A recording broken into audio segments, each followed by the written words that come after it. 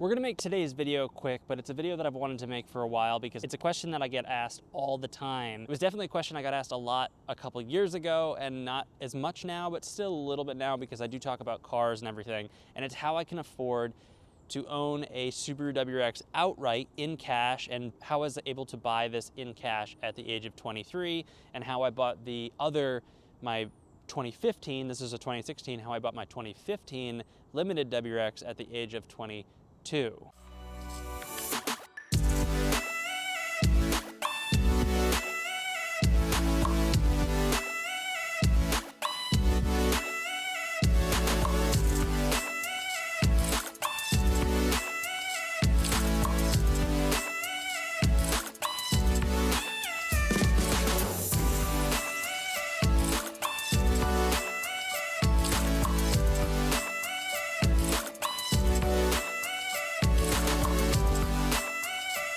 This video is going to be quick and by no means a flex. I don't come from money. I'm not going to tell you guys you should go invest in Bitcoin or Dogecoin. This is just going to be a little bit of financial advice and a little bit of entrepreneurship if you're into cars, and maybe a little bit of how you can make a little bit of money and eventually graduate and buy the car that you want. I promise you guys it's going to be a quick video. I'm not going to ramble here, and I promise there's probably some good information here, so definitely stick through the video. At the very least, I'm going to tell you a little bit about how to make money on your cars, and at the very least not lose money on your cars, and how that will eventually allow you to have the car that you want and own it outright and pay cash for it and not have to worry about a loan and not really have to worry about your car financially. Even though I kind of worry about this car because something could happen, it'll put you in a better financial place. If you're new to the channel, I drive a 2016 Pro-tuned Subaru WRX. I used to have a couple other cars, like commuter cars and stuff, and I'm currently in the market for either a 2021 STI, Super, or GTR. Again, not a flex, just a statement of what I do and how I make money with cars and how I don't lose money with cars works, and it allows you to kind of upgrade cars and keep working towards the car that you want. I don't come from money. I didn't get gifted a ton of money. I worked hard for my cars. I applied some basic rules of finance and, worked hard. I mean, this is all sweat equity. But there's a clear way that you can get ahead of all your peers if you're looking to get into a nicer car and more expensive car, and it's a proven method that isn't some gimmick or trick. It's just hard work and understanding what you need to do and a lot of research and application of that research. I do want to caveat that I am an engineer, so I do make above average income. I was able to take this process and apply it a little bit faster than a lot of people might have, but I by no means make a ton of money, so this is definitely something you can do, and I have other expenses in my life like a house, so it's not like I've got a bunch of throwaway income, because I very much don't, I promise you. So look, it's not a big trick.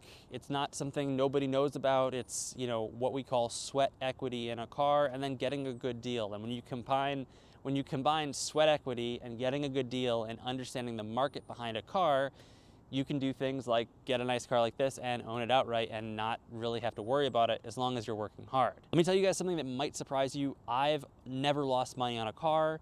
Every single car that I've bought and owned, I've made money or not lost money on, but I think actually I've made money on every single car I've owned. I've bought it at a pocket in equity. I've bought it with issues, whereas I've been able to negotiate a good deal on it, fix the car for a fraction of the cost, and then because I bought it in the pocket of equity, meaning I bought it right after it took a big dip because of mileage or year or condition, and then I drove it or I spent some time with it and then sold it before the next big dip, right? I rode the equity of the vehicle. So let me talk about it and speak specifically. I'm gonna make a full video on how to make money selling cars, because this can be very much applied to just flipping cars if you live in a state that you can do that. But we'll take it, for example, my commuter car. We'll talk about the WRX in a second. We'll talk about my commuter car. So it was a 2009 Mazda 3. It had like 97,000 miles on it, so it wasn't a great example. One way to predict equity is sell your car before 100,000 miles. It's like why people sell things for 99 cents and not a dollar, even though they're the same. If you sell it for under 100,000 miles, it has a perceived higher value, even though it's so close to 100,000 miles, it really doesn't matter. But for most non-car people, they perceive it as a six-figure mileage or not. So I bought a Mazda 3, and I searched for about six weeks looking for a really good deal, probably made something upwards of 150 offers. I was looking at about a 600-mile radius for myself. So you guys can already tell, if you're not down to throw away all that convenience, then this is probably not the method for you. You have to be willing to do the hard work, look for a deal, get a good deal. And I wasn't asking people yet up front if there were issues with the car. I was just seeing as many Mazda 3s as I can. Now, this does take time. This is the sweat equity, but hear me out. So I was making as many offers as I can, seeing as many Mazdas as possible, and I was trying to find a situation where I had an owner that wanted to sell the Mazda, was already willing to accept a deal, and then had a car with either mechanical or cosmetic problems that I was comfortable fixing by watching YouTube and learning the skill myself, and I could make money on that fix. So hear me out. So what I did is I probably went and saw maybe 15 Mazda 3s, and this is already having identified that the owner is willing to give me a good deal, take a discount, and is subject upon a review from a mechanic.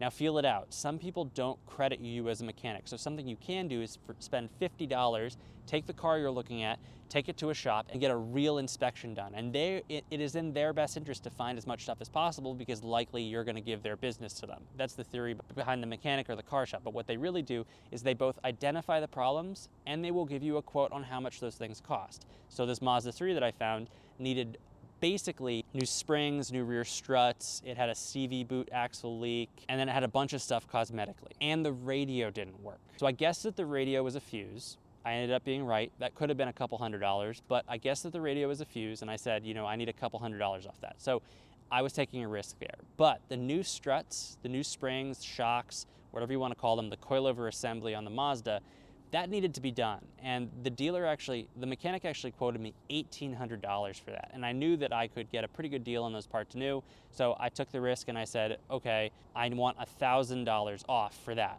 And then I wanted $300 off for the radio. And then I wanted about $500 off for basic scratches, paint work that I could solve with some touch-up paint, some buffing, and some basic hard labor. Now, the car was worth probably about $6,000 at the time that I bought it, $6,000 worth. I had already negotiated to $5,000, and then I had all these problems. So what I did is I said, I'm gonna make an offer, and I brought the offer down almost $2,000. So the offer became, we were at $5,000, the offer became $3,000. And they were thinking it over. I took some time and I said, please take your time. They came back. We spent about 30 minutes talking. They came back and they were like, blah, blah, blah, blah, blah, blah, blah. We had a conversation. I looked over the car further and I noticed underneath that it was missing a skid plate. And I said, that's gonna be another $500. There's nothing I can do. All it needs is to be bolted up, but that's what it's gonna cost from Mazda. And I ended up picking up that, if you can believe it, I ended up picking up that Mazda 3 for $2,500. I drove it for 40,000 miles and then I sold it for $4,500. So I came out with $2,000 on top. What did we learn there? I bought a car, not so much in the equity, but I found a really, really good deal. I found problems with the car, right? I'm acting as my own mechanic. I found problems with the car that I was comfortable replacing. I ended up doing the suspension, struts, and coilover assembly for $214. That's what I bought the new parts for, and it took me maybe 6 hours to get done.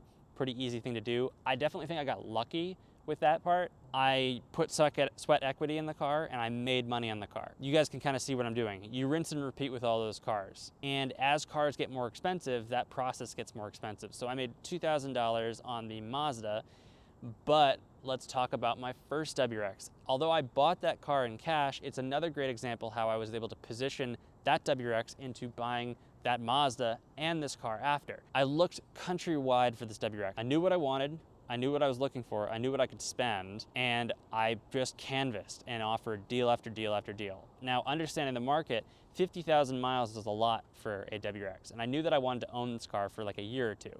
So I was looking for cars with under 30,000 miles. And I knew that as I got to that 30,000 mile mark, that's when a lot of like first time owners, they own the car for 1 to 2, 3 years maybe. That's when they sell the car, and then that is a transition period. So I was looking for an owner that was in that transition period, looking for the next thing, and at this point I was just making as many offers as I could. When I was looking for this first WRX, my mechanical skills in fixing cars weren't as good, but my cosmetic skills were pretty good. So I was definitely looking for WRXs that had some cosmetic damage that I could fix, and I figured out that dealers, through all this process of like 6, 7, 8 weeks of looking, dealers didn't want to fix certain amounts of cosmetic damage, so they were willing to give big discounts on these cars because they already had a decent amount of value in the car, and that's specific to WRXs. But I bought a WRX for $2,400 under the market value. And then if you understand WRXs, they don't depreciate very quickly. So that $2,500 allowed me to own that car for about 25,000 miles, almost 2 years, maybe like 13 or 14 months. Actually, it was only like 13 or 14 months. And then sell the car. And I actually sold the car for just about exactly what I bought it, but because I had installed some parts and I bought the parts used, I actually installed the parts myself, bought the parts used, charged a little bit more in addition to the value of the car than the parts were when I paid for the parts. So I actually made money on the parts that I put on because they were used, if that makes sense, because I got good deals on the parts, and then sold the car for $3,000 more because there was $3,000 of parts that I only paid $1,500 for. So let's talk back even further before I owned the WRXs, and this is what really allowed me to do it. I went through many cars and repeated this process. I had a Genesis Coupe that I did this with. I had a truck. Trucks are a great example. I started driving that truck with 70,000 miles. I sold it with 95,000 miles right before that perceived change in equity, and I just rinsed and repeated. And now I'm here. So when you guys are in the comments and you're like, I can't believe, I don't understand how he has the money, all these things. Yes, I've been fortunate to go to a good school. I've been fortunate to become an engineer and I make pretty good money. I also work like 80 hours a week just so that I can be successful in life and I can front load all that. But most importantly, I probably could have achieved a lot of what I have in my vehicles without working a high paying job, you know, again, a medium paying job, let's say. And it really comes with sweat equity, hard work, the willingness to go out and find a good deal, the willingness to spend the time, take the time to make lots and lots of offers, talk to many people, hone your skills in fixing things that are easy to fix. A great example is this car. I ended up getting almost $1,000 off of it. Because it had a problem in the front bumper, which you can barely tell is even there. I mean, if you look under close inspection, it's there, but I did a pretty good job. The whole front bumper was caved in, basically. The guy that owned this before just drove right into a curb just while he was parking. I fixed it, but I got $1,000 off this, and I mean, if you can believe it, I bought this car for under $18,000, and I just recently got an offer for $22,000 and change for this car. The market is inflated, but fair market value, if we didn't have the inflated market, and everything before the inflated market, I was looking at selling this car, and after 2 years of ownership and maybe 25,000 miles of driving on this car, I'm still positive. I'll still make money when I sell this car. I definitely won't lose a penny unless something happens, I lose the engine, whatever. So what I'm telling you guys out here is not a flex. This is just hard work, dedication, and the willingness to put the time in. So before you guys know it, if you can rinse and repeat, do this 2-3 times a year, and you're willing to do this for a couple of years, you'll be in the same position that I am. Fortunately, I started early, I honed my skills in, and I'm continuing to develop this so I can continue this process and I can build my garage the way that I want it. But I promise you guys, things like these things aren't really accidents, they're hard work, and the only thing keeping you from owning your WRX outright is not working hard for this process. It's not gonna happen overnight, it's just hard work. So hopefully this answered the question that you guys always ask me, is how I was able to pay cash and own these cars outright. Hopefully I inspired you to do some hard work, and if you wanna see a full video on how I personally make money on cars and repeat this process and actually put money in my pocket at the end of every year, buying and selling cars, let me know in the comment section below. I'd be happy to make that video. I just don't know if there's interest on this channel, so definitely let me know. Otherwise, thanks for watching, guys. Have a great day.